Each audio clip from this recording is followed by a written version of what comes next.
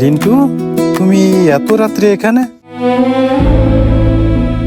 ভাই আপনারা তো মনে হয় কিছু একটা শুনেছেন। হ্যাঁ, শুনেছি। তোমার বিরুদ্ধে তোমার ছোট ভাই নাকি মামলা দায়ের করেছে। ভাই তাহলে বিস্তারিত শোনেন। ভাই আমি যখন হাজতখানায় তখন আমার ছোট ভাই আমার সামনে দাঁড়ায় আছে। আমি কি করে বুঝবো যে আমার ছোট ভাই আমারে ধরাই দিছে? এটা আমার কখনো বিশ্বাস হয় না।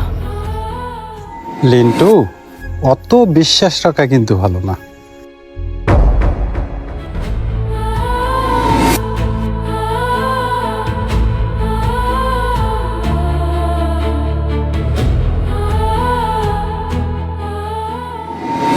ভাই এই কাজটা আমার ভাই করেছে কিনা আমার বিশ্বাস হয় না।